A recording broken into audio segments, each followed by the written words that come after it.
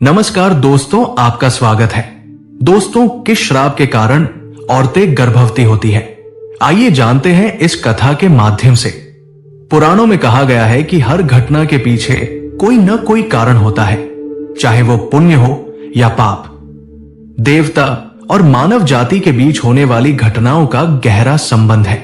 ये कहानी भी ऐसे ही एक रहस्य और श्राप की है, जो महिलाओं की गर्भावस्था के पीछे छिपा है। भगवान विष्णु और माता लक्ष्मी के संवाद के माध्यम से यह रहस्य उजागर होता है। सतयुग के समय में धरती पर पवित्रता और धर्म का वास था, लेकिन जैसे जैसे युग बदलते गए, अन्याय और अधर्म बढ़ने लगा। त्रेतायुग और द्वापर युग में पाप और कुकर्मों ने अपनी जगह बना ली। मनुष्य अहंकार, लोभ और अधर्म के रास्ते पर चलने लगे। देवताओं ने देखा कि धरती पर महिलाओं का शोषण बढ़ रहा है। कुछ राजा और धर्मगुरु स्त्रियों को केवल अपने स्वार्थ के लिए प्रयोग करने लगे। उनकी इज्जत, स्वतंत्रता और सम्मान छीन लिया गया। देवताओं को यह देखकर बहुत कष्ट हुआ। एक दिन भगवान विष्णु, भगवान शिव और ब्रह्मा जी ने स्वर्ग में एक सभा बुलाई। भगवान विष्णु बोले, धरती पर अन्याय बढ़ गया है। मनुष्य स्त्रियों का आदर करना भूल गए हैं। वे उन्हें केवल भोग विलास की वस्तु समझने लगे हैं। इस अधर्म को समाप्त करने के लिए कुछ उपाय करना होगा। भगवान शिव ने गंभीर स्वर में कहा, यह समस्या तभी हल होगी जब मनुष्य अपने कर्मों का फल भोगेंगे। पापी को उसके कर्मों का दंड अवश्य मिलना चाहिए। ब्रह्मा जी ने सुझाव दिया, हमें धरती पर जाकर किसी घटना के माध्यम से मनुष्यों को शिक्षा देनी होगी। इससे वे अपने कर्तव्यों का बोध करेंगे। धरती पर एक समय की बात है जब एक महान ऋषि कश्यप तपस्या में लीन थे। उनके आश्रम में स्त्रियों को शिक्षा और सुरक्षा दी जाती थी। ऋषि कश्यप स्त्रियों को देवी का स्वरूप मानते थे।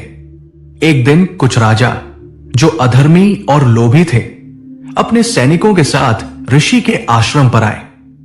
उन्होंने आश्रम की स्त्रियों को अपने भोग विलास के लिए उठाने का प्रयास किया। जब ऋषि ने उन्हें रोकने की कोशिश की तो उन्होंने ऋषि का अपमान किया और उनकी तपस्या भंग कर दी। इससे ऋषि कश्यप क्रोधित हो गए। उन्होंने कहा, तुमने धर्म और स्त्रियों का अपमान किया है। इस पाप का फल तुम्हें और तुम्हारी संतानों को भोगना पड़ेगा। आज से स्त्रियां गर्भवती होंगी और संतानों को जन्म देकर मानव जाति का पालन करेंगी।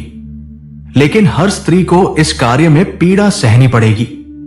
यह श्राप तब तक रहेगा जब तक मानव जाति स्त्रियों का सम्मान करना नहीं सीखती।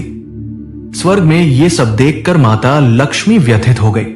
उन्होंने भगवान विष्णु से पूछा, स्वामी, ऋषि कश्यप का यह श्राप स्त्रियों के लिए बहुत कठिन होगा।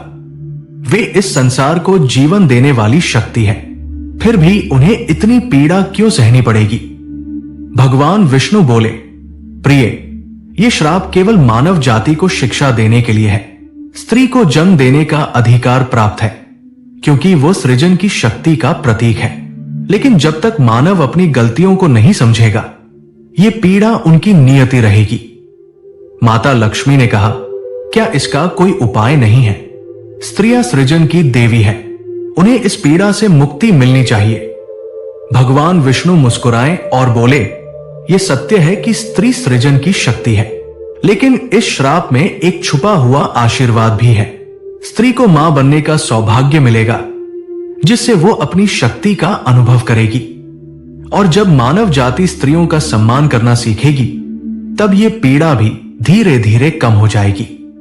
यह संसार का नियम है कि हर कर्म का फल अवश्य मिलता है। भगवान विष्णु और माता लक्ष्मी ने मिलकर यह निर्णय लिया कि वे मानव जाति को बार बार धर्म का बोध कराएंगे। उन्होंने देवी स्वरूप में कई अवतार लिए, जैसे दुर्गा, काली और सरस्वती, ताकि स्त्रियों को उनकी शक्ति का आभास हो सके। समय के साथ कई महापुरुष और महान स्त्रियां जन्मी, जिन्होंने समाज में स्त्रियों के सम्मान और अधिकारों की स्थापना के लिए कार्य किया। यह कहानी हमें यह सिखाती है कि सृजन की शक्ति स्त्रियों में निहित है। उन्हें आदर और सम्मान देना प्रत्येक मानव का कर्तव्य है। जब तक समाज स्त्रियों का सम्मान नहीं करेगा, तब तक पीड़ा और अन्याय बना रहेगा। भगवान विष्णु और माता लक्ष्मी के संवाद से यह स्पष्ट होता है कि सृष्टि का संतुलन बनाए रखना हमारा धर्म है। श्राप और वरदान के रूप में मिली ये सीख हमें आत्मचिंतन करने के लिए प्रेरित करती है। अंत में यही कहा गया है, स्त्री केवल जननी नहीं बल्कि शक्ति का प्रतीक है। उसे सम्मान देकर ही मानवता अपने श्राप से मुक्त हो सकती है।